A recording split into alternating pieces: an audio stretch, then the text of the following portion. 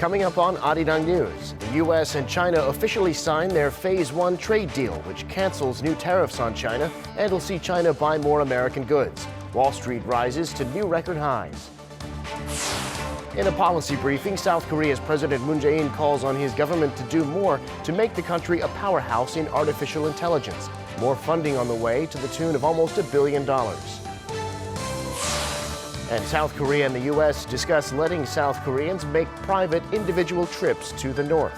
Seoul's view is that such trips would not violate the international sanctions on the regime. It's 4:00 p.m. here in Seoul. Thanks for tuning in to Arirang News. I'm Devin Whiting. Despite the sanctions on North Korea and a lack of progress in the nuclear talks, Seoul and Washington are going to discuss possibly letting South Korean citizens visit North Korea on their own. Seoul's nuclear envoy Lee Do-hoon, who's currently in Washington, pointed out that the sanctions on the North don't really ban individual trips. Oh Jung-hee has this report. The possibility of South Korean citizens traveling to North Korea on their own is officially on the table between Seoul and Washington. Arriving in Washington on Wednesday, Lee Do-hoon, South Korea's special representative for Korean Peninsula Peace and Security Affairs, told reporters that he plans to have a candid discussion about the matter with Stephen Biegun, the U.S. special representative for North Korea. He explained South Koreans' individual trips to the north are not banned under UN sanctions. We've been holding back on proceeding with this in terms of coordinating with Washington as there are matters that need to be solved internally. I think it's necessary for us to openly talk about each other's stance and ask for understanding. On Tuesday, President Moon Jae-in said at his New Year's press conference that South Korean citizens traveling to North Korea individually does not violate international sanctions and thus can be considered. The next day, Seoul's Unification Ministry reiterated that there are areas that South and North Korea can work on independently regardless of the U.S. position, and so, once safety is guaranteed, individual cross-border trips can definitely be considered. The fact that we are consulting with the U.S. on the matter shows that we respect the sanctions framework set by the international community. We are looking for room to work on this under the sanctions. Lee added that South Korea and the U.S. are seeking ways to revive the dialogue momentum between North Korea and the U.S. In doing that, he explained, Seoul looks to improve inter-Korean relations as a way to take the North Korea-U.S. nuclear talks forward. The envoy is to stay in Washington until Saturday. Oh Jung-hee, Arirang News. The two Koreas have taken some initial steps in the past couple of years to link up their roads and railways. This year, the South Korean government and some local experts are optimistic the two Koreas will be able to make some significant progress. Park Hee-jun has more. South Korea plans to push this new year to advance a long-delayed inter-Korean railway project for a breakthrough in deadlock talks with the North. This year marks the 20th anniversary of the two Koreas' agreement to reconnect railway and roads. We must fulfill that goal now.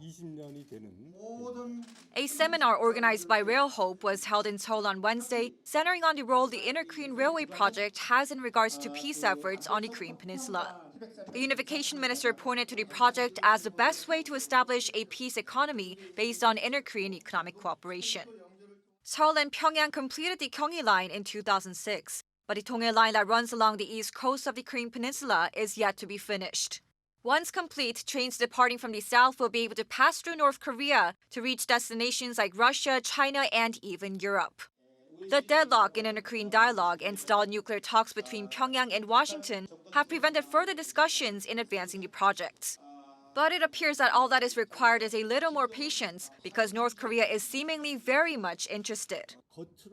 It might seem as though there's only bad news, but based on the great amount of information I've accessed through China, North Korea is very much interested in the inter-Korean railway and road projects and is willing to participate when the conditions are right. Why the North is so interested in the railway project? The immense economic benefits it can bring. The railway connection project has enormous economic effects. Analysis show that it can bring South Korea benefits worth $1.4 billion US, whereas North Korea would see benefits worth $14 billion. The groundwork is slowly being made to realize the vision. China and Russia submitted a resolution to the UN Security Council that includes freeing the project from restrictions. Chinese President Xi Jinping also expressed strong support for the railway project during a summit with President Moon Jae-in in Beijing last month. The South Korean government also plans to do what it can under the current status quo and continue reaching out to the north so that this year can be different for inter-Korean ties. The completion of the line is expected to bring great benefits to the domestic economy. It's expected to re-energize the steelmaking, petrochemical, and tourism industries, all the more reason to find a momentum to advance the project. Park Ki-jun, Arirang News. South Korea and the U.S. have yet to narrow their differences on sharing the cost of stationing American troops on the Korean peninsula. They wrapped up their latest round of negotiations on Wednesday in Washington. Seoul's foreign ministry said that the two sides understand each other better now, but that there's still a divide. In the meeting, the two sides agreed to reach a deal as soon as possible, since their previous agreement expired in December. Washington had initially demanded $5 billion US, but says it's scaled down its proposal. Seoul is firm on its stance that the figure must be acceptable to both sides and that the deal must be fair and reasonable. North Korea has called the U.S. deceitful, criticizing its rotational deployment of an army unit to South Korea. Washington had released photos on Saturday of the 2nd Armored Brigade Combat Team's latest tanks and armored vehicles that are being relocated to the south. To this, the North's state-run Korean Central Broadcasting Station said Washington bringing new weapons to Korea only shows how deceptive the U.S. is, especially when it's been talking about restarting dialogue. North Korea has long been sensitive about South Korea-U.S. joint military exercises and the relocation of new weapons to the peninsula. It strongly criticized the U.S. for still wanting, in its words, to invade the North. U.S. President Donald Trump says his administration will work closely with China on North Korea issues, praising Chinese leader Xi Jinping for his role in dealing with the regime.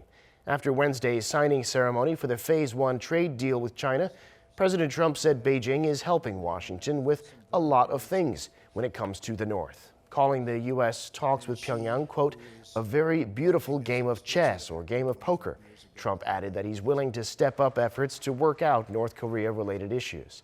As for China's role in all this, Trump said Beijing has been especially helpful with respect to North Korean leader Kim Jong-un and noted Kim has great respect for President Xi. In the U.S. Congress, the House of Representatives, controlled by the Democrats, has finally sent the formal impeachment articles against President Trump to the Senate. Trump will soon be on trial in the Senate, where Republicans have a majority, so he's expected to be acquitted. Our Yoon Jung-min has the details. President Donald Trump will be only the third president in U.S. history to face an impeachment trial in the Senate, as House managers delivered the articles to the Senate on Wednesday. A few minutes ago, the Senate was notified that the House of Representatives is finally ready to proceed with their articles of impeachment. I'm confident this body can rise above short-termism and factional fever and serve the long-term best interest of our nation.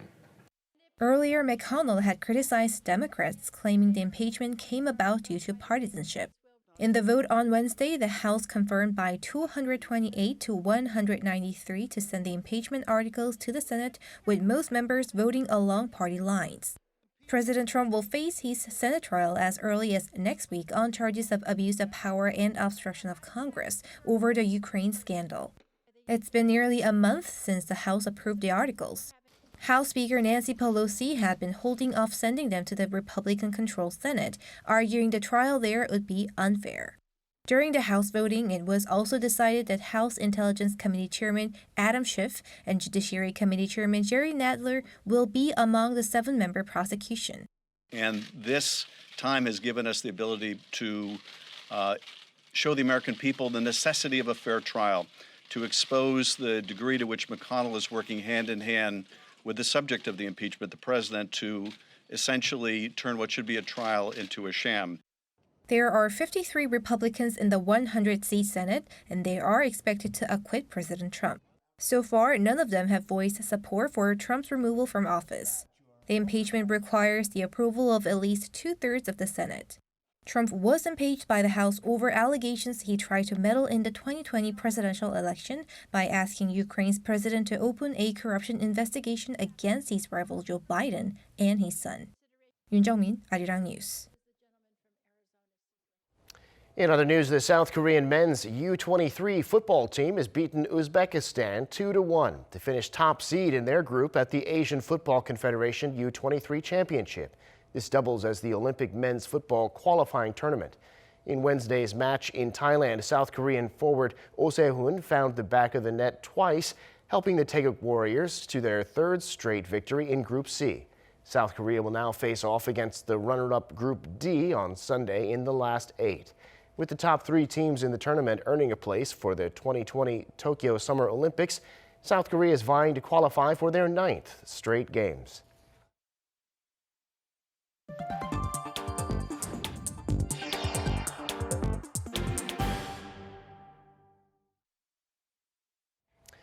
The world's 2 biggest economies have finally signed their Phase 1 trade deal that'll roll back some tariffs and see Beijing buy more American products.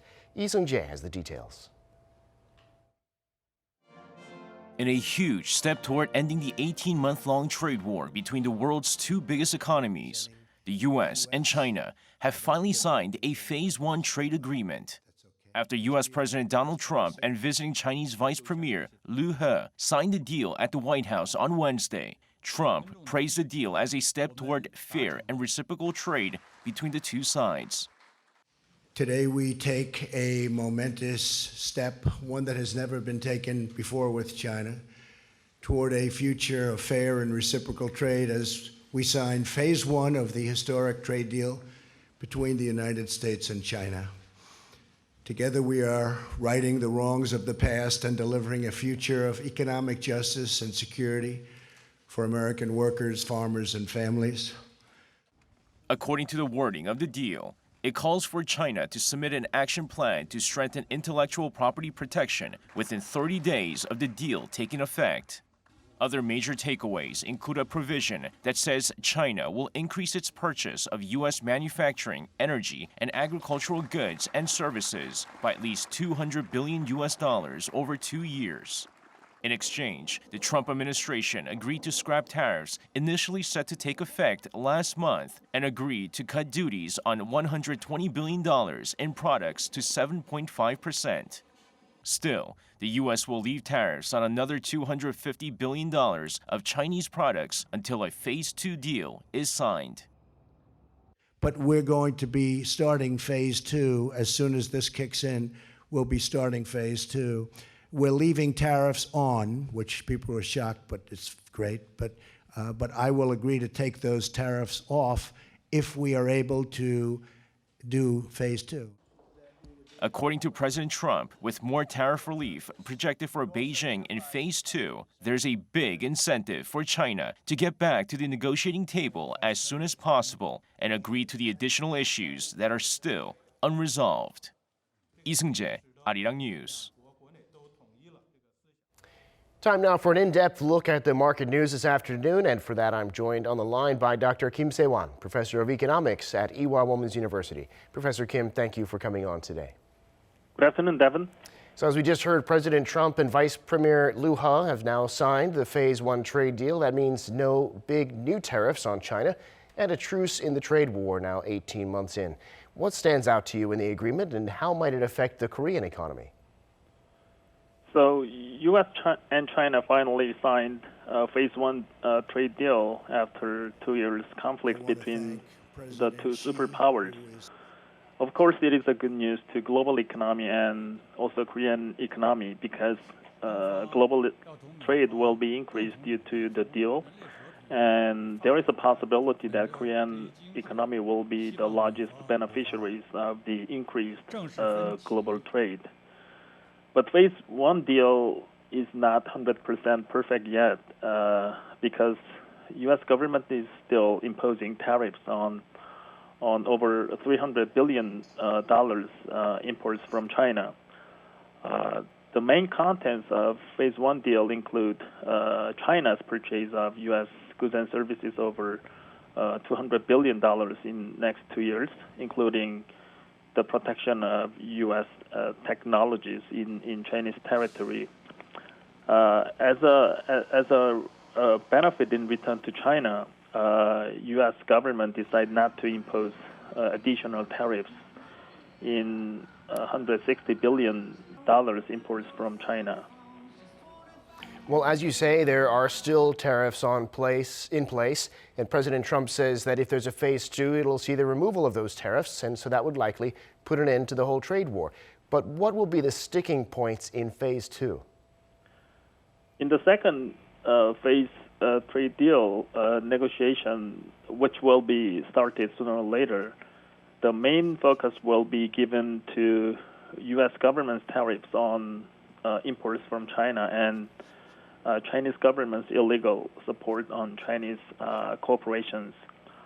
The reason why Phase 1 deal is not 100% perfect to Washington is that Beijing's pledges on bans on technology theft and protection of intellectual property and bans on Chinese government's illegal support on corporations are not yet legally established in China.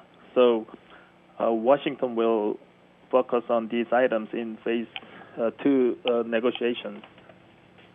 Well, now the signing of the deal sent stocks in the U.S. up a bit, the Dow up to a new record high. What's the story today in the global markets? U.S.-China Phase 1 deal is, of course, a good news to global economy and financial market, too.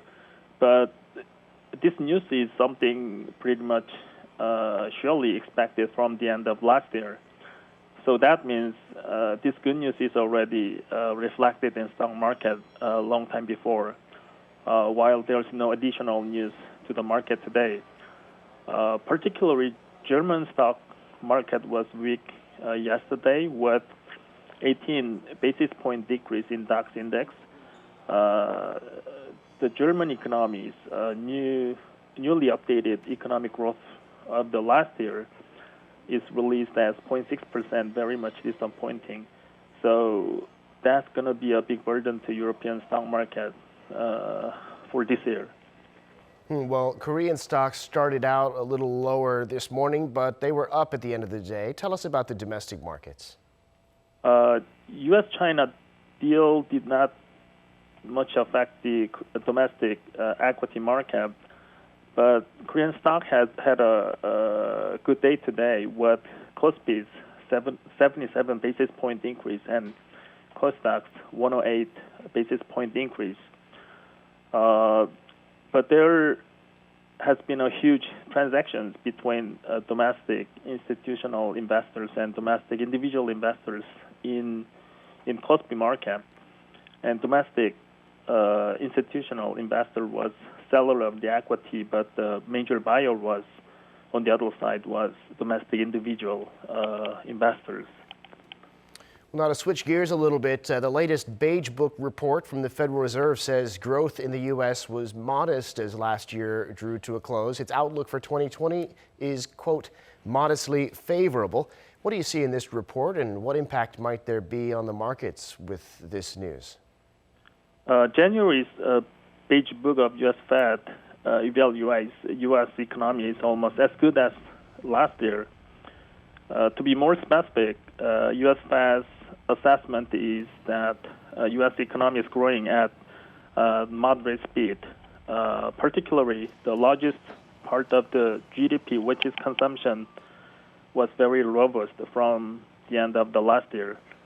But of course, there are some weak reports on U.S. economy, like employment and manufacturing has been a little bit weakened.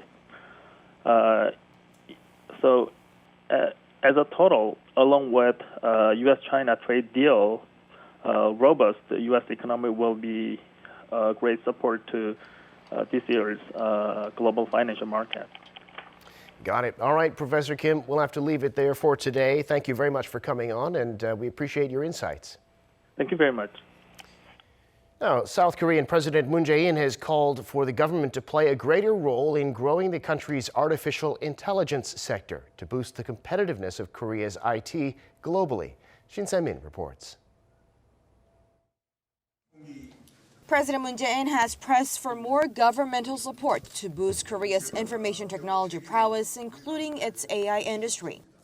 During an annual policy review on Thursday held at the state-funded Electronics and Telecommunications Research Institute in Daejeon, the president said the country has the potential to become an AI powerhouse. 과학기술과 정보통신의 힘으로 미래 먹거리를 확보하고 혁신적 포용국가 실현을 앞당겨야 합니다. IT 강국을 넘어 AI 강국으로 도약할 수 있는 충분한 잠재력을 가지고 있다고 생각합니다. 그 잠재력을 현실로 끌어내는 것이 정부가 할 일입니다. Calling it the infrastructure of Korea's innovative growth, the president said the country should complete the establishment of a nationwide 5G network by 2022. He also promised to lead the way in fostering AI-related unicorn farms through support with education and training. Backing that plan, the Ministry of Science and ICT announced that it will invest 1 trillion won, around $860 million to create more AI and software professionals. The first policy briefing focusing on scientific technology clearly reflects the administration's resolve in boosting the nation's competitiveness in advanced technology this year, one of the core policy goals for 2020. The president, also stressing the importance of the role of broadcasting, said comprehensive policy measures are critical in trying to contain the spread of fake news, something that has been rapidly growing in the new forms of media. Shin Se-min, Arirang News. For shoppers visiting South Korea, there's another big nationwide sale starting today. It's the 2020 Korea Grand Sale, and it has 5 themes: K-pop, beauty, food, heritage, and winter. Through the end of February, foreigners can get deals on all kinds of things, including flights, accommodations, skiing, and cosmetics. That includes discounts of up to 95% on flights to Korea through 8 South Korean airlines and up to 35% off KTX trains. And with the Lunar New Year holiday approaching, preparations are in full swing. To boost consumption and revitalize local markets, the government has announced starting Saturday free parking on roads near traditional markets for up to 2 hours. There are around 550 traditional markets nationwide. To find out which streets have free parking, you can check the website of the Interior Ministry. Police officers and parking attendants will be deployed to prevent traffic congestion. In China, for the first time since the mysterious pneumonia-like illness broke out there, the health authorities have admitted that the disease could be contagious. This after one patient claimed that she'd never visited the fish market where the virus was first detected. Choi Jong-yun tells us more.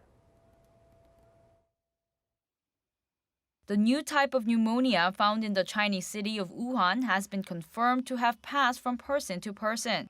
Chinese state media CCTV reported on Wednesday that a man who was infected at a fish market in Wuhan seems to have transmitted the disease to his wife.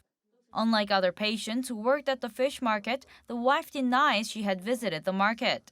With the new case, Chinese health authorities warned for the first time that they cannot exclude the possibility of limited human-to-human transmission of the pneumonia, whose source is believed to be a new type of coronavirus.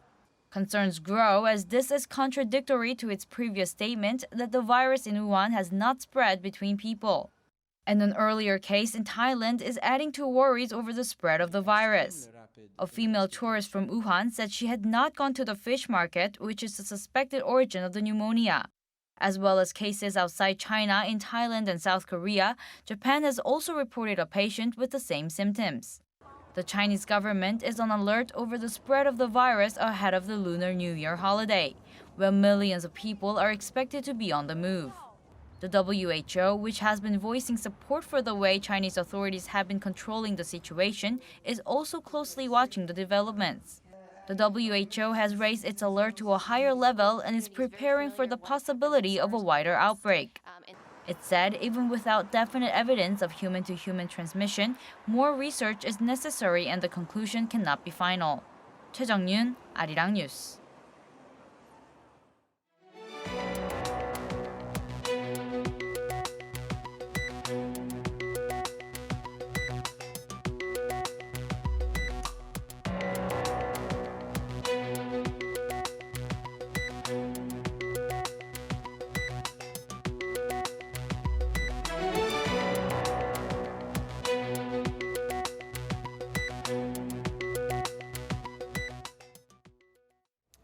And that brings us to the end of this newscast. Thank you for watching. More live news coming your way at 7 p.m. Korea time.